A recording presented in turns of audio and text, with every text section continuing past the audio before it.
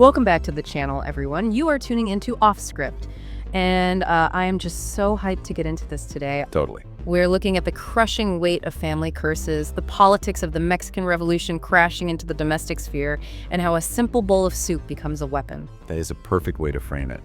The stakes have just changed completely for everyone involved. So let's get into it. All right. Pedro is at his father's bedside. It's dark. Very dark. The father is dying. His friend Blake is there telling him it's just a matter of days. It is tense, and the pressure is completely on. And in this moment of extreme vulnerability, the father demands two promises from Pedro. First, he tells him to go back to his wife, Rosaura. And second, he demands that Pedro forget his uncle's betrayal. He literally says, swear you'll do that. Right. And then Rosaura shows up. Oh, man. This reunion was just painful to watch. She is saying, thank God you are fine. She genuinely thought he was dead. And Pedro, he is just standing there. Stone cold. Totally empty. The contrast is brutal. She is so relieved to have her husband back. And that emptiness directly carries us into the next sequence, which is this beautiful but really heartbreaking montage of time passing. Right. This was honestly the most heartbreaking part because we see Tita actually happy. Yes. She's at Dr. John Brown's house. The montage shows her hours being filled with laughter and games. She's reading to John's son, Alex. This unknown inner feeling of peace has entered her. Yes. It's like watching a prisoner step into the sun. It's the first time we've seen Tita defined by something other than her mother's oppression.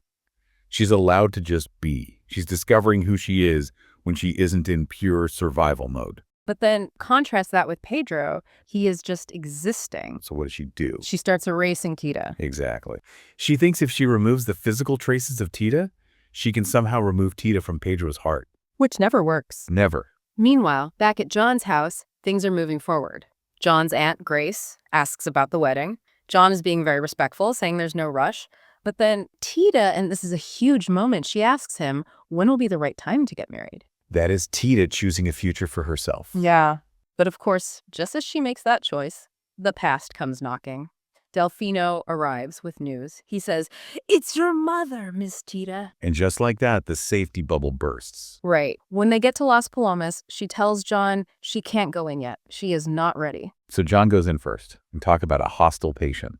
Elena immediately attacks him. Oh, she is brutal. She says, you had no right to take my daughter. She calls Tita sick in mind and soul. It is classic gaslighting. John tries to explain that Tita was dehydrated and on the verge of death. Yeah, But exactly. Elena doesn't care about the medical reality. No, she sees Tita's escape as a theft of her property, and then she drops that threat. As soon as I get out of here, I'll take her back. And she twists the knife by adding, she'll never stop loving him, referring to Pedro. She knows exactly where to hit John to hurt him the most. But then John does the exam and finds out the physical reality. Elena's spine is broken, her nerves are severed, she is paralyzed and will never walk again. This is the moment where Tita has to make an impossible choice. Tita says, I'll do it. She's my mother. She needs me. Right. She found that peace at John's house.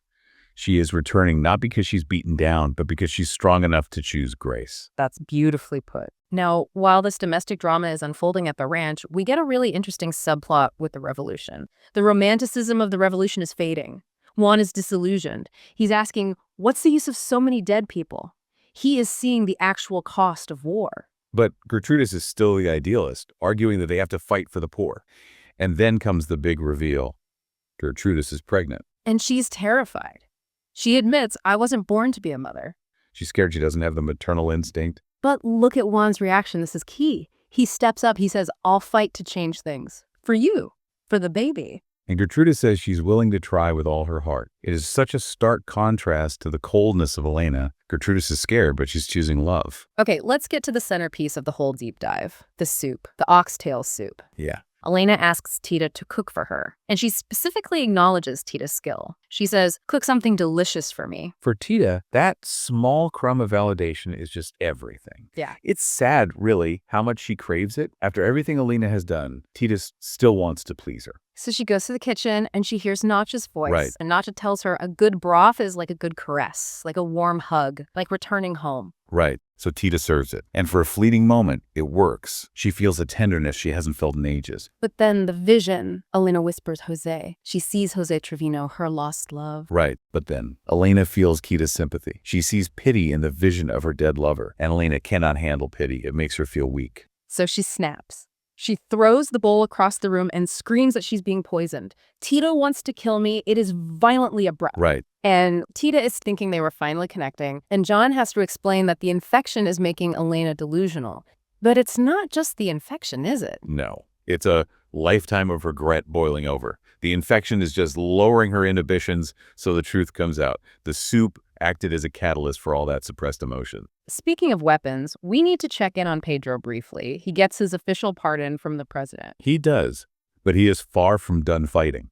He finds out his uncle, the general, is staging these fake Pancho Villa attacks to steal land from the neighboring ranches. It is a massive conspiracy, and Pedro decides he is going to retake the ranch by force. He is driven purely by revenge now. Totally agree. So back at the house, night falls, and Elena makes her final tragic choice. She drinks a bottle of ipecac. She felt poisoned by Tita's kindness. She couldn't digest the love, so she tries to purge it. She physically tries to vomit up the warmth she felt, but instead, she kills herself. She would rather die than accept care from the daughter she abused. That is incredibly dark. And as she's dying, the narrator tells us Tita writes in her diary that she felt Pedro's presence before he even arrived. The connection between them is basically supernatural. The ground shakes, the glasses clink. It's like the universe itself announces his arrival. And then they walk in, Pedro and Rosaura. Yeah. Tita is in total shock. She looks at Pedro and asks the question that has been haunting her. Why didn't you look for me? This misunderstanding is the core tragedy of the whole show right now.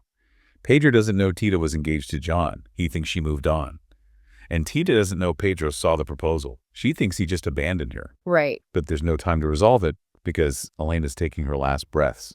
And even in death, she manages to inflict one last wound. And Rosaura is visibly pregnant. Right.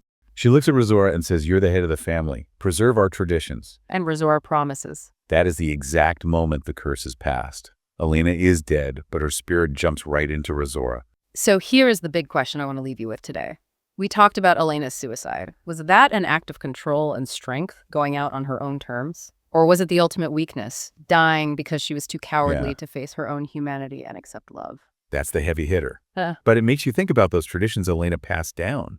We look at the ipecac as the poison that killed her, but maybe the real poison was the tradition itself. Oh, wow. The expectation of control, the rigid rules. Elena swallowed that poison her whole life, and in her final breath, she forced Rosaura to drink it too. That is a haunting thought to leave on. The tradition as the actual poison. Absolutely. All right. If you are Team Tita and you just want her to run away with John and be happy, hit that like button. But if you think Pedro and Tita are inevitable, messy as they are, let us know in the comments. It's going to be a bumpy ride. We'll be back for the next deep dive. Until then, keep your hearts warm. See you next time.